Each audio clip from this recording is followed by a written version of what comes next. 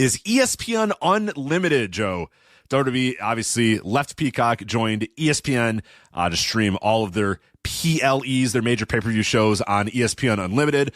We haven't had numbers or any press releases just yet as far as how these things are doing on ESPN, which was, and we talked about it even in a week after WrestlePalooza, where like the fact that we haven't heard lets you know that maybe things aren't going great over there. We also have not heard anything for Crown Jewel Perth. So again, ESPN is there's a whole ESPN PR wing. It's like a Twitter account that just tweets out about if college hockey had good ratings, if NBA had good ratings, if this had good, they're well equipped to scream about ratings and scream about how well things are doing. The fact that we've heard nothing about WWE is probably telling, but a data company, Antenna, released numbers this week estimating that 2.1 million people have signed up for ESPN Unlimited from the launch date. No. ESPN, not unlimited necessarily. It's not unlimited. I know. Oh, because some of them were on the ESPN Select. I see what you're saying. Some of those 2.1 million are ESPN Plus / whatever they're calling it, Plus or Select. Select. Sorry, I can get you the exact number now because we'd actually know the percentage breakdown of the. If you read the article, they Antenna estimates that 57% of the subscriptions are unlimited. Yeah, sorry. So that is correct. So here's what you need to know. They have a nice graph that goes with this. So just over 1.19 million basically are on the unlimited tier. Right, but that's cumulative for the first from August 21st through September 30th, through the first month plus that the service was available. Now, what wrestling fans are going to care about is what did WrestlePalooza draw, right? So if you look at September 20th on this graph, the graph spikes to about 175,000 subscribers on the weekend of September 20th. So if you do the math on that with the 57%, if you do 100, I know, Rich, listen, I know you don't like the math. You've never liked the math on this show. You're not exactly Pythagoras over here when it comes to the math. So I'll handle the math, okay? So if you take 175,000 subscribers, and you do that times the 0.57 for the 57%, the estimate is that about 99,750 people subscribed to ESPN Unlimited the weekend of WrestlePalooza. Okay. Why is that important? Let's just call it 100,000 because it's 99,750. So about 100,000, according to Antenna and their percentage split. Dave Meltzer reported that it was between 100 and 125,000 subscriptions. Through his sources. For all I know, he's using the Antenna article itself. I'm not positive about that, but Meltzer reported a couple days ago that it was between 100 and 125,000 ESPN Unlimited subscriptions that came in for WrestlePalooza. And that matches this data from Antenna almost perfectly because if you round up the 99,750, it's about 100,000. So, that tells us that what Dave reported was at least in the ballpark, almost like he was dead on with his accuracy there.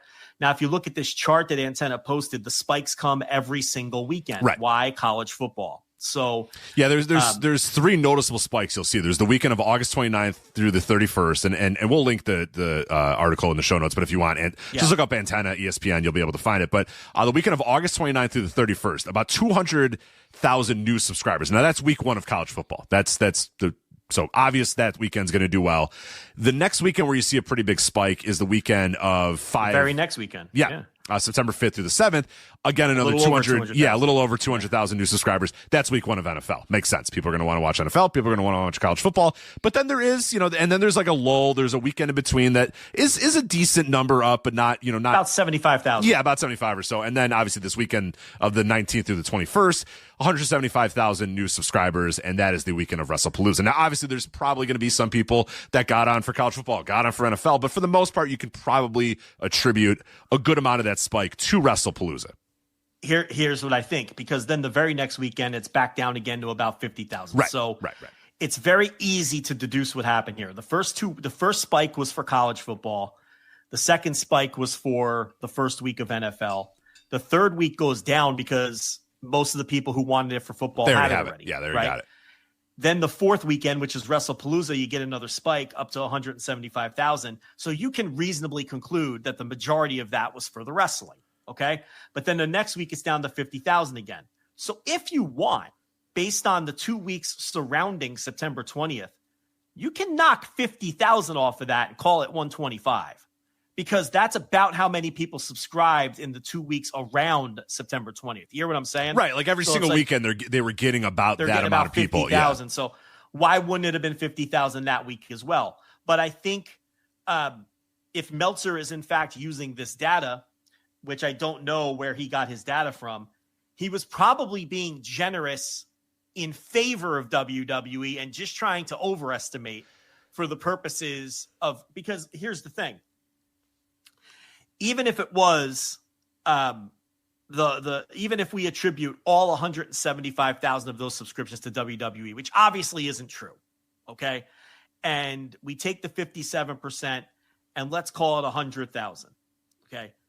Times $30 a month, times the $30 they're paying, that's $3 million. Times 12 months, assuming they stick around for a year, that's only $36 million. Okay? ESPN's paying what?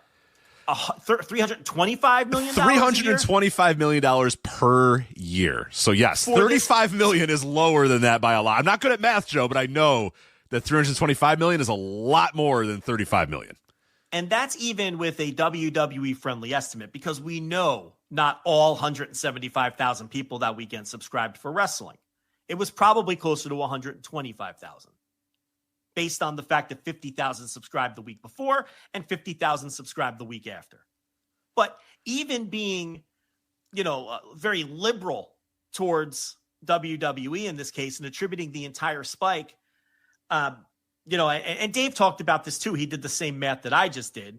But listen, this is no surprise to us, anyone who listens to this show or anyone else who did the math when the deal was signed. We knew they were never getting their money back on the deal, because if they're getting, let's say that, now look, I'm sure there was a non-zero number of people who subscribed for the wrestling before the weekend of the 20th, right? So you have to add in a few people there. But history does show, Rich, and you know this. History shows that pay-per-view buys are almost always impulse buys on the day of the show. I know for me personally, I buy every single AEW pay-per-view. Do you know when I pay for it? Probably around the same time I do. Yeah, about an hour, 5 minutes to an hour before the show. Yeah. Yeah. And I don't know why. That's just how humans operate. So it's like, I forget what the exact numbers were, but I know it was well over like 90% of people who order a pay-per-view, even if they know they're going to pay for it a month ahead, will pay for it the day of the show. I don't know why humans work that way. Why do you pay half your bills the day they're due instead of a week before they're due? I don't know. It's how human psychology works. I have some bills that are on auto pay. I have some bills that I pay as soon as they come in the mail, but I have a small stack of bills, Rich, where I look at that due date and I don't pay that fucker till the due date. Why? I don't know. Why do our brains work like this? I'm not fucking Freud. I can't explain this to you. But the point here is there's probably a small number of people who did purchase this the day of the announcement or in the weeks leading up. But we can reasonably conclude that the vast majority of people who wanted to watch WrestlePalooza signed up that day, okay, or that weekend. And we could reasonably conclude based on the weekend before and the weekend after that about 50,000 of those people were signing up for something other than WWE. But I am more than willing to attribute about 125,000 of those signups to the wrestling, because nothing else explains that jump. Nothing else explains it. But even at those numbers, even if we grant them all 175,000 buys, the math only comes out to, let's call it $40 million a year. And that's being generous in the estimate. $40 million a year when they're paying 325. And yeah, they're getting some ad money. And yeah, they're getting some kickbacks from cable systems, because I just got my email from DirecTV today saying that I now qualify for free ESPN Oh, you're Unlimited. in. Hey, you're finally in. I'm Good in. for you. And I signed up for it. So for DirecTV and DirecTV streaming and whatever all those other 3 or 4 systems were that were getting it for free from the jump, I'm sure ESPN is getting a little taste. Because these are all these things are negotiations. But again, are they getting a $300 million? Of course. Yeah, they're not making that up. They're not making that up. They're not making that up. No, yeah. But that's the thing. We all knew they weren't going to make money on this. It's not as bad of a deal as Paramount's deal with UFC. It's not nearly as bad as that deal. That deal was, the entire industry was laughing at how bad that deal was. Okay? This deal's bad too. They're not making this money back. But as we've talked about a million times on this fucking show, they don't care either. They're all loss leaders. They're all loss leaders. And everybody does. All they do is lose. And all that these things ever do is lose, lose, lose, lose, lose. And lose more and lose more. And then merge. And then get sold. And then lose and then lose and lose and lose and lose. And everybody just keeps losing money constantly. I don't understand it. Yeah. But that's what we do. We just lose money.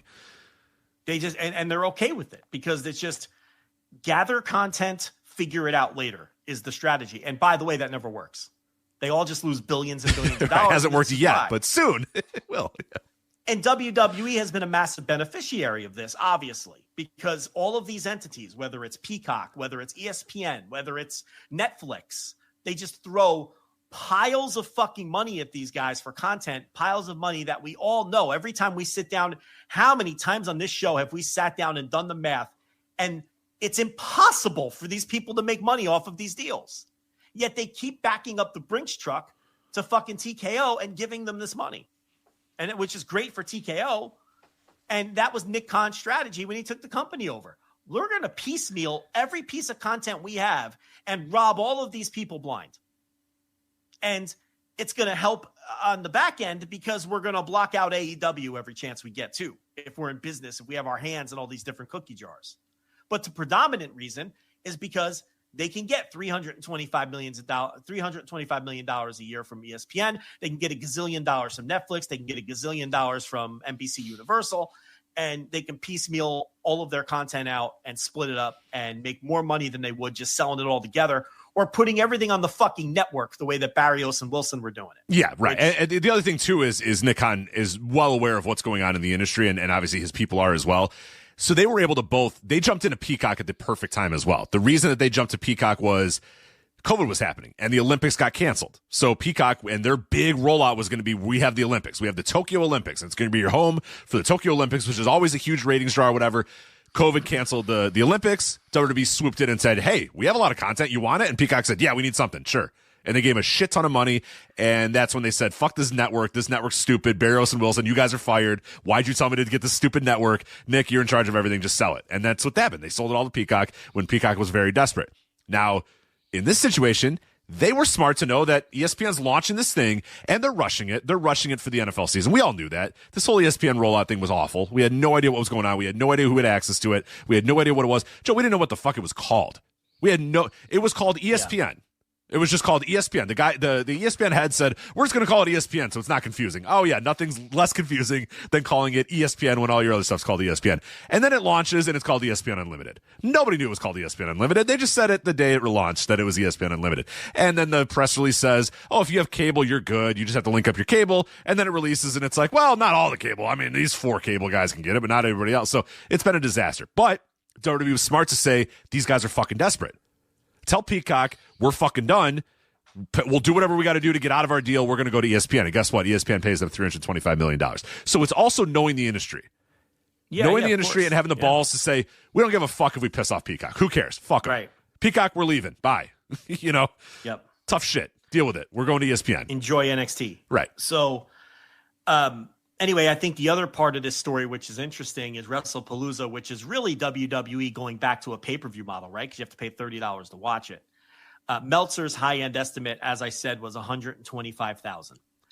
My low-end estimate is about 71,000 or 70,000 people because, again, I think it's reasonable to conclude that 50,000 of those new subscribers on the 20th came in for something other than WWE, just based on the trend line of the rest of the graph. So if you take 125,000 total subscribers times the 0.57, that gives you 71.25. That's so 71,250. So let's just call it 72,000. So the low end estimate for people who paid for WrestlePalooza would be under 100,000. It would be about 75,000. Yeah, definitely under 100,000. It was 75,000. The high end estimate would be the Meltzer high end estimate of 125,000. I think what Dave is doing is he's just giving the entire 175 he's just crediting all of that to wrestling. And then he's tossing in a few more from maybe people who paid for it previously. So the point I'm trying to make here is that's in the range of what AEW does for pay-per-view. Correct. Okay. That's what they did for WrestlePalooza. And now listen, there's some other factors here. Obviously, there's about a half dozen cable satellite providers of people who were able to watch for free, and they wouldn't be included in this data. Okay. So, they didn't technically pay for it, but that's people who may have paid for it. If they weren't given it for nothing. You also have to count, as Meltzer did, you have to at least account for maybe people who bought it a little early. You have to count for a few people who maybe bought it after the fact, based on maybe the buzz they saw it. Although WrestlePalooza, I was going to say, not a whole lot of buzz coming out of that show, but so you sprinkle in a few X. But the bottom line is, man, I mean, that's once again a very disappointing figure, because you would think WWE would do multitudes higher on pay-per-view than AEW would, and maybe they would on traditional pay-per-view. Maybe this specific ESPN paywall is more of a mental barrier for people, even though it's $20 cheaper. And I'm sure that's the case. So there are other factors here. But the point is, it's in the same ballpark. Well, you have a trained audience. That's a huge important, and we talked about it when they launched this ESPN thing, is that you've trained your audience for the last 4 or 5 years to, spend at most, what was it, $10 or whatever was I guess Peacock ad was like $15 or whatever. But, you could get in for free. You could get in for $10. You could get in for pretty cheap. I mean, most people just kind of had the Peacock subscription. A lot of people had it for free. A lot of people had it for the low end or whatever. And it's a big jump to say, okay, well, now you got to go to this brand new app, and it's $30 now. I mean, it's a massive, massive price increase and a convenience issue, because as we saw, that rollout of the app was a disaster. So it's like the day of, it was not going to be easy to jump on there. Peacock, for all its, and there is some issues with Peacock, of course, but Peacock's pretty freaking easy. You know what I mean? Peacock's a pretty easy app, and it was pretty easy to understand, and the buy-in from the fans was pretty good.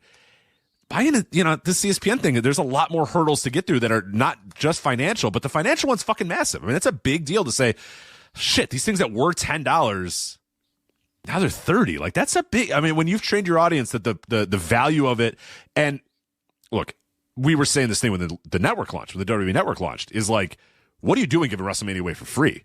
Like, do not do that. Don't give, charge the $9.99 per month or whatever, but then make WrestleMania like an extra thing. We were saying that when they first launched it. We're like, we don't understand why they're making WrestleMania a thing, but that's how they wanted the WWE network to work. So that was what they did. The hook was WrestleMania, but that barrier eventually was a little tough for people too, to get into that. But then eventually they kind of adapted that, but they adapted a little bit more to the Peacock thing. The Peacock thing, for whatever reason, whether it was the free tier, whether it was, the just being $10 or whatever, there were adopters to Peacock in great numbers, but it seems like a lot of those people just kind of said, for one reason or another, I'm not moving over to the ESPN thing. I don't care that much. And that's troubling. I mean, if you're WWE, that's definitely troubling. Okay. Well, let me pitch this to you.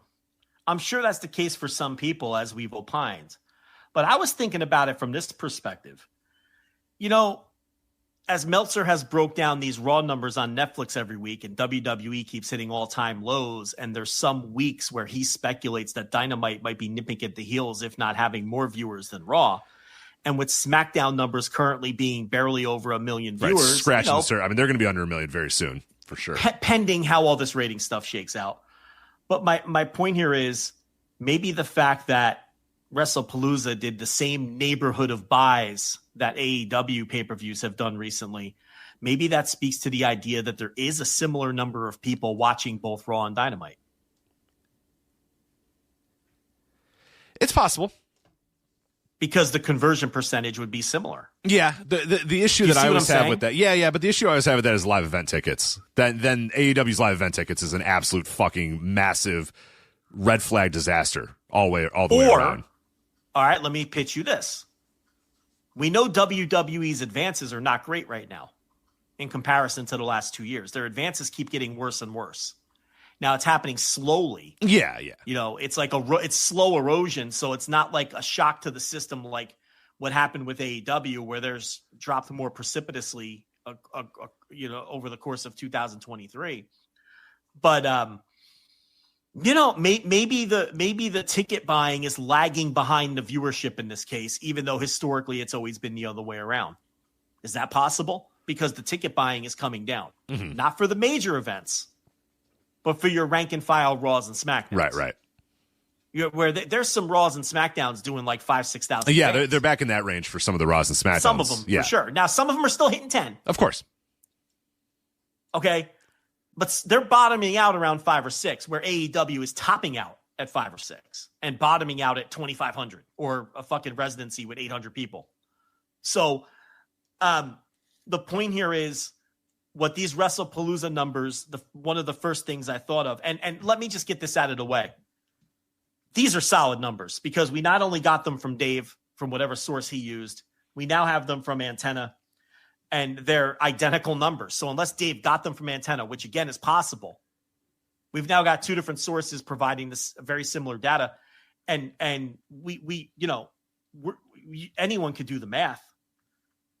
I mean, we have someone in our chat and they're being facetious, but they're saying, sorry guys, but the other wrestling media sites are saying ESPN's deal with WWE is paying off with a huge surge of subscribers for WrestlePalooza. Well, as we know, these other outlets fucking suck. And they wouldn't do what we just did right there. They wouldn't do what we just did over the 25 minutes. Put the effort in to just do basic math. This wasn't even difficult math. This was just, okay, 57% are unlimited. Let's do the math. This is how many subscribers. This is how $30 a month. And having an understanding of what that graph looked like and understanding what week was college football, what week was the NFL, what week. Yeah, it just took a little bit. If you have a little understanding of the sports media landscape and sports in general, then yeah, it's not hard. It's not hard to. Now, was there technically a huge surge of subscribers on the 20th? Yes. Yes, people clearly signed up to watch WrestlePalooza. There's no doubt about it. There's a huge spike there in between 2 weeks where there's 50,000 people signing up. But when you do the math on those numbers, it's less than impressive. Yeah. It's not impressive at all. It's a $300 million loss. All right, maybe a little less when you factor in ads and, the taste from you get the idea. It's brutal is the point.